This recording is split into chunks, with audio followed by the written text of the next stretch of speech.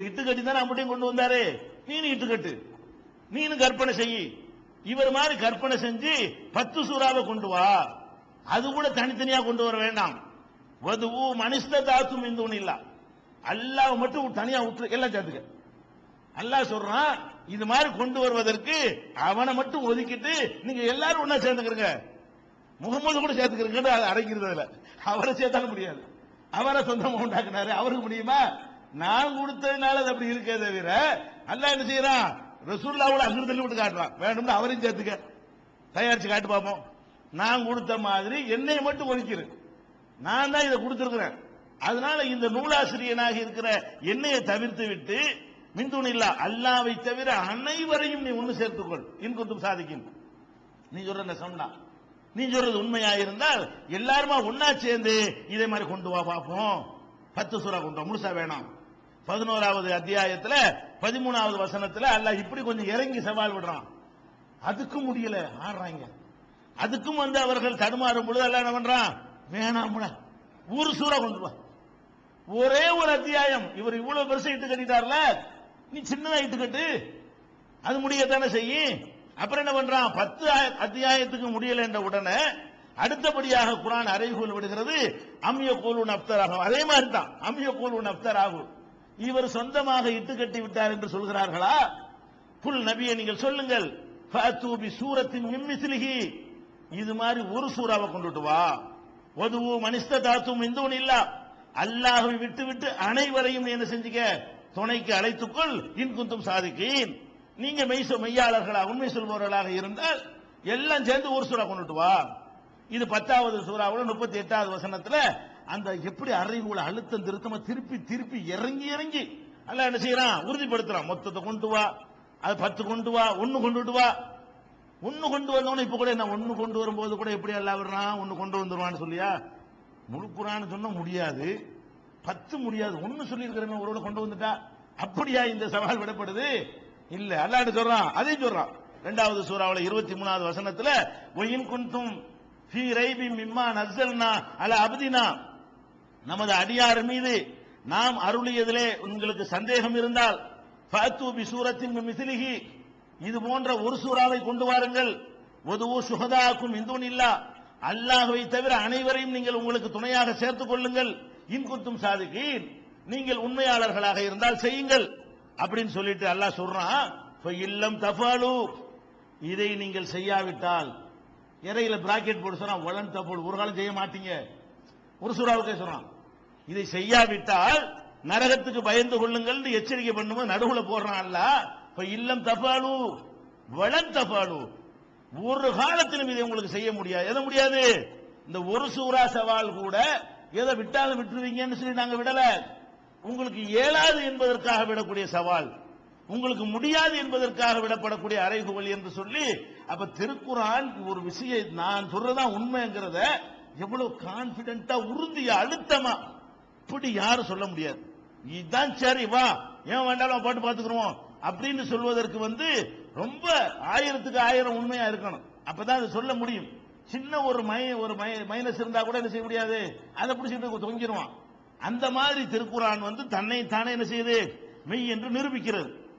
அது மாதிரி இல்ல, நிரூபிக்கிறதோடு நிப்பாட்டாம சரி கொண்டு வர இயலாதா, கொண்டு வர வேணாம். கொண்டு வருவதுங்கிற அது தனி சவால். கொண்டு வர வேணாம், குறை கண்டுப்பா, நீ கொண்டு வர வேணாம், அது முடியாது, அந்த சவாலை விட்டுருவோம். இந்த இருக்குல்ல, இது அது குறை, இது குறை, அது சொல்லு, பட்டியல் போடுவா, அதை பேசுவோமா? குர்ஆன் சொல்லுகிறது, அடே கொண்டு வர முடியல இல்லடா, ஒரு சூறா கூட முடியல இல்ல, சரி அப்ப கொண்டு என்ன நினைக்கலாம், நமக்கு முடியல, இவர் என்னமோ ஒரு விசேஷமான ஒரு ஆளு, அப்படி கூட இருக்கலாம்ல. சில சாதனைகள் உலகத்துல எல்லாருக்கும் நிகழ்த்த இயலாது. எவனோ ஒருத்தன் நிகழ்த்தினான்னு சொன்னா நீ நிகழ்த்துன்னு கேட்டா அதனால அவர் கடவுள் ஆயிட முடியாது, அவர் கடவுள் ஆற்றலை செஞ்சாருன்னு சொல்ல முடியாது. சரி, அவருக்கு ஒரு எக்ஸ்ட்ரா ஒரு சக்தி இருக்கும் போல இருக்கு, முடிய கட்டிக்கிட்டு வண்டியை இழுக்கிறான், லாரி இழுக்கிறான், அதுக்காக நம்மளே இழுக்க முடியுமா? நீ இழுத்து பாருன்னு சவால் விட்டு முடியலன்னா என்ன செய்யக்கூடாது, அப்படி அவனுக்கு தெய்வீக அம்சம் சொல்லிட முடியாது. அதனால அல்லாஹ் என்ன செய்யறான், சரி இது மாதிரி கொண்டு வர முடியலையா, உங்களை எல்லாம் மிஞ்சுற அளவுக்கு பெரிய பண்டிதரா இருக்கிறாரா, அவர் சொந்த அறிவே கூட நினைக்கிறீங்களா? அல்லாஹ்வுடைய தூதர் கிடையாது, ஆனா அறிவுல கூட்டினவரு, அவர் அறிவுக்கு நாங்க நெருங்க இயலாது, அவர் பெரிய அறிவாளியா இருக்கிறனால இறை தூதர் ஆயிடுவாரா அப்படின்னு உங்களுக்கு சந்தேகம் வரலாம். இறை தூதன் ஆயிடுவான். ஒரு பெரிய அறிவாளியா இருக்கிறதுனால, யாராலும் சொல்ல முடியாத அளவுக்கு பெரிய கவிதை இயற்றுனதுனால இறை தூதன் ஆயிருமா? இதுல என்னதான் நிறுவனமாகும்? இவர் பெரிய அறிவாளி நிறுவனமாகும் அப்படின்னு அவங்க திருப்பி போட்டக்கூடாதுல பிளேட்ட. அதுக்காக என்ன பண்றான்? சரி, அது சரி, இது கரெக்ட் தான்ப்பா, இதையும் பேசுவோம். நீ சொல்றபடி இருக்கலாம். எப்படி இருக்கலாம்? இவர் பெரிய அறிவாளியா இருந்து இவருடைய அறிவுக்கு நிகரா உன் அறிவு இல்ல, அதனால இவர் ஜெயிச்சிட்டாரு, அல்லாஹ்வுடைய தூதர்கிறதுக்காக ஜெயிக்கல என்று நீ நினைத்தால், இது இவர் அல்லாஹ்வுடைய தூதர்கள் மனுஷன் தானே, மனுஷனா தப்பு வரும்ல. எந்த மனுஷனா இருந்தாலும் எவ்வளவு பெரிய அறிவாளியா இருந்தாலும் உள்ள உடைச்சி நொறுங்கி பார்த்தோம்னா ஒரு 1000 தப்பு கண்டுபிடிக்கலாம்ல, ஒரு 50 தப்பு கண்டுபிடிக்கலாம்ல. அந்த வாசலை திறந்து வச்சு சிந்தி ஆராய்ச்சி பண்ணு, இதை சிந்திச்சு பார்த்து குறை இருந்தா சொல்றா அப்படின்னு வேதம் சிந்திக்க தூண்டுதுங்க, சவால் விடுது. வா சிந்திச்சு பாரு. எப்படி சிந்திச்சு பார்க்க சொல்லுது? அப்பலா எத்த தப்பர் உணல் குரான், குரானை இவர்கள் சிந்திக்க மாட்டார்களா? வலவுக்கான மின்னிந்தி கைரில்லாகி லவஜது ஃபீஹி இக்திலாஃபன் கஸீரா. இது அல்லாஹ்விலிருந்து வராம இவரா சொந்தமா கற்பனை பண்ணி இருந்தா இதுல ஏராளமான முரண்பாடுகளை இவர்கள் பார்த்திருப்பார்கள். அப்ப மனுஷன் முரண்பாடு இருக்கும். மனுஷன்றால முரண்பாடு தானே. ஏன்? மனிதன்கிறவன் மறதிக்கு உட்பட்டவனா இருக்கிறான். நேற்று சொன்னது இன்னைக்கு மறந்துடுவான், முரண்பட்டு போயிருவான். நேற்று சொன்னதுக்கு இன்னைக்கு சொன்னது எவ்வளவு விஷயத்தை 25 வருஷத்துக்கு முந்தி சொன்ன உங்களுக்கு யாவும் இருக்குமா? இருக்காது. அப்ப மனிதனுடைய கருத்தாக இருக்குமையானால் அதுலயும் பாருங்க, இதுல முரண்பாடு வர நிறைய வாய்ப்பு இருக்குது. எப்படி வாய்ப்பு இருக்குது? நான் ஒரு புஸ்தகத்தை எழுதுறேன். எப்படி எழுதுறேன்? ஒரே வேகமா ஒரே போர்ஸா உட்கார்ந்து 3 நாள் அதுக்கே ஒதுக்கி உங்காம திங்காம என் நேரத்தை எல்லாம் அதுக்கே நேரத்தை ஒதுக்கி ஒரு புஸ்தகத்தை எழுதுறேன். அதுல முரண்பாடுக்கு கம்மியான வாய்ப்பு தான் இருக்கு. ஏன்? ஒரே கண்டினியூவா நான் எழுதி முடிச்சிடுறேன். ஒரு புஸ்தகத்தை நான் 23 வருஷம் எழுதுனேன்னு வைங்க. ஒரு புஸ்தகத்தை எடுக்கிறேன், இன்னைக்கு ஒரு 4 பக்கம், சரி வச்சிரு, அடுத்த வாரம் ஒரு 2 பக்கம், அதுக்கு அடுத்த மாசம் ஒரு பேரா எழுதுறேன்.